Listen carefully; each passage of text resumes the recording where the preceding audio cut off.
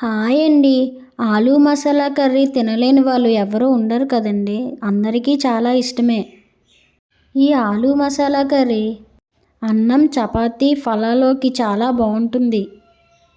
Lunch బాక్స్‌లోకి కూడా బావుంటుంది. ముందుగా ఒక మూకెడుని తీసుకొని 2 స్పూన్ల ఆయిల్ వేసుకోవాలి. సన్నగా తరిగిన పచ్చిమిర్చి, ఉల్లిపాయ ముక్కలను వేసుకోవాలి. ఉల్లిపాయ ముక్కల్లోకి ఉప్పు వేసుకుంటే ఉల్లిపాయ ముక్కలు త్వరగా వేగిపోతాయి. ఉల్లిపాయ ముక్కలను గోల్డెన్ కలర్ వచ్చేంత వరకు వేపుకోవాలి.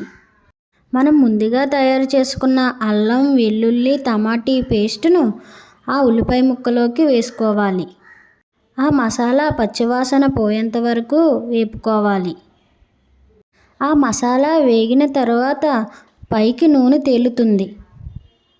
అప్పుడు సరిపడా కారం వేసుకొని కలుపుకోవాలి.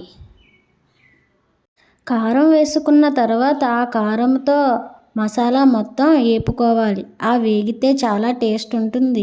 ఉడకబెట్టిన బంగాళదుంప ముక్కలను వేసుకొని కలుపుకోవాలి. మసాలా మొత్తం బంగాళ ముక్కలకు ఎక్కేలా కలుపుకోవాలి.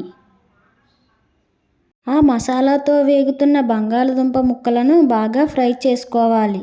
తరువాత కొంచెం వాటర్ వేసుకొని కలుపుకోవాలి. బంగాళదుంపలు ఉడికినవే కాబట్టి వాటర్ చూసుకొని వేసుకోవాలి.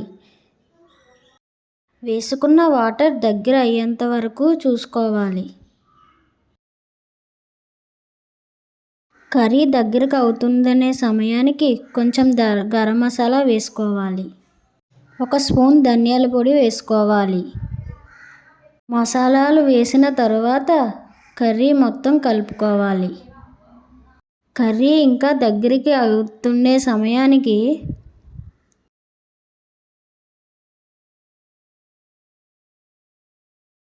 ఈ ఆలూ మసాలా కర్రీలో మెంతి పొడి వేసుకుంటే చాలా బాగుంటుంది.